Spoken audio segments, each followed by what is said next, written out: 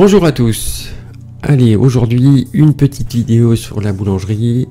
Le pain, c'est quelque chose d'important dans l'alimentation humaine et aussi dans la continuité des vidéos sur la pâte fermentée. Alors aujourd'hui, je vous présente le pain de Méteil. Allez, je vous explique tout cela en détail. Allons-y, c'est parti. Commencez par peser les éléments de la recette et on s'occupe des températures. Alors la température de la pièce est de 20 degrés, la température de la farine est de 19, donc 20 plus 19 égale 39 degrés. La température de base étant de 64, on ôte les 39 degrés et la température de l'eau sera donc de 25 degrés. Petit rappel, donc c'est pour obtenir une pâte en fin de pétrissage à la température de 24 degrés. Alors pour commencer, eh bien, mettez l'eau au fond de la cuve, ensuite la levure, le sel, les farines, voilà, et puis ensuite il ne restera plus qu'à ajouter la pâte fermentée. Donc ça apporte vraiment beaucoup de goût et de craquant à votre pain. Voilà, alors pétrissez l'ensemble doucement en première vitesse durant les 5 premières minutes. Et ensuite le pétrissage en deuxième vitesse durant 8 minutes. Alors 8 minutes à condition toutefois qu'on soit à la bonne température, c'est-à-dire du 24 degrés. Alors je vais vous parler un petit peu de ce pain de Méteil.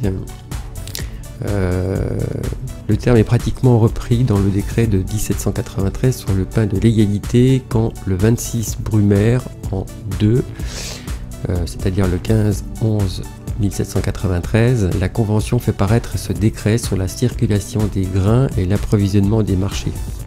Il prône que la richesse et la pauvreté devaient disparaître, le pain ne sera plus composé de fleurs de farine pour les riches et de son pour les pauvres.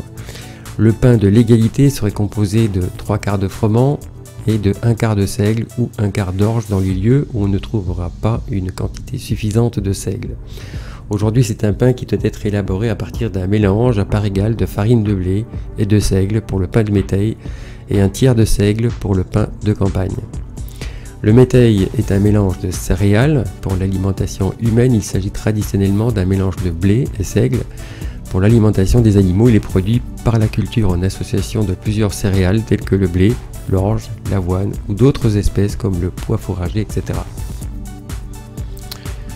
Voilà, une fois que c'est pétri, eh bien, décuvez cette pâte et un petit pliage pour lui donner de la force. Voilà. Ensuite, un petit peu roulé, ça fait toujours du bien. Et on la laisse pointer pendant 45 minutes.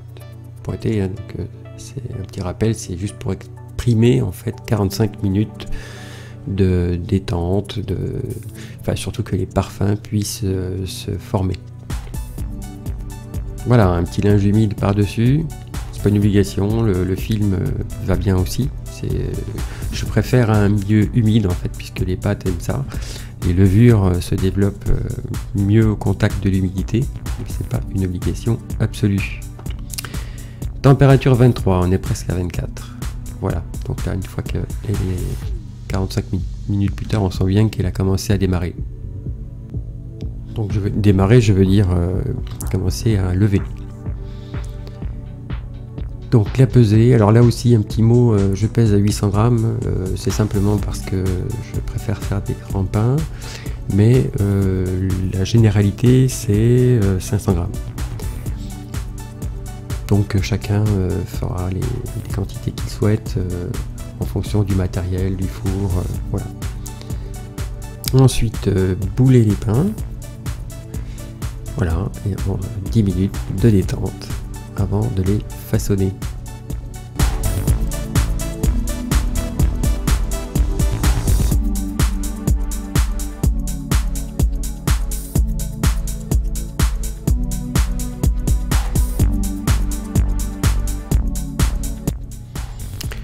Voilà, 10 minutes plus tard, c'est parti pour le façonnage. Donc il va falloir commencer par retourner la boule de manière à mettre la clé dessus. Voilà, fariner un petit peu légèrement. La farine c'est peu mais souvent. Voilà, une fois que c'est retourné, vous aplatissez un petit peu la boule, pas trop, hein, on essaie de pas trop dégazer, d'enlever le gaz qui est à l'intérieur. Et ensuite, vous venez faire des pliages de façon à créer un enroulement. C'est ce qui va faire aussi en sorte que votre pain développe. La force de la pâte compte, mais pas seulement. Le façonnage compte beaucoup aussi pour que ce développement se fasse. Voilà, pareil pour le deuxième. La clé donc sera en dessous, comme pratiquement toujours.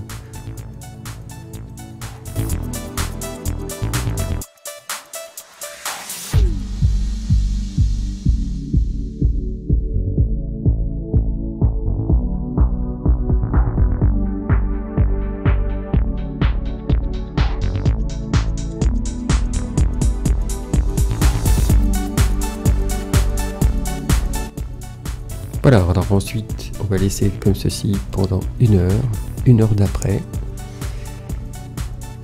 Et voilà, une heure. Ensuite, un petit peu de farine sur le dessus. Alors, je vous conseille la farine de seigle, ça apporte un goût, un peu plus que la farine blanche. Et ensuite, utiliser quelque chose de très tranchant. En principe, c'est une lame de rasoir. Comme j'ai pas de lame de rasoir, j'ai utilisé un cutter, de façon à faire une coupe nette, franche, et vous grignez en forme de feuille. Voilà, des deux côtés. Alors c'est pas une obligation absolue évidemment, mais voilà, c'est très joli de cette manière. Alors côté four, pendant ce temps-là, préchauffez bien 10 bonnes minutes à 250 degrés, bien chaud. Et quand vous enfournez le pain, vous versez un petit peu d'eau de manière à créer une belle buée. Et vous mettez votre pain, vous fermez vite, de façon à ce que la buée ne sorte le moins possible. Ça va faire une belle coloration, une croûte bien croustillante et un développement supérieur. Voilà, une fois que c'est cuit, alors là il y a une heure de cuisson à 200 degrés. Donc j'ai marqué en fait deux températures pour deux temps différents. Quand vous avez des pains un peu importants, cuisez un peu moins fort, 200. Et si vous faites un pain à 500 grammes, comme je disais tout à l'heure, à ce moment-là, vous pouvez cuire un peu plus fort à 247 degrés. Voilà. Le mot métaille est un dérivé du terme latin mystilium, lui-même dérivé de mixtus, signifiant mélange, désignant en effet à l'origine une culture composée d'un mélange de deux espèces, le seigle et le blé. Au XVIIIe et XIXe siècle, la culture de métaille se développe pour valoriser les terres moyennes, c'est-à-dire pas assez riches pour que l'on puisse y pousser du blé dans de bonnes conditions, mais suffisamment pour que l'on hésite à se résoudre à n'y faire pousser que du seigle, certes bien plus rustique que le blé, mais qui n'est pas aussi productif. Ainsi se termine cette vidéo, j'espère qu'elle vous aura plu et que vous aurez appris quelque chose. En vous souhaitant une très bonne journée et à très bientôt.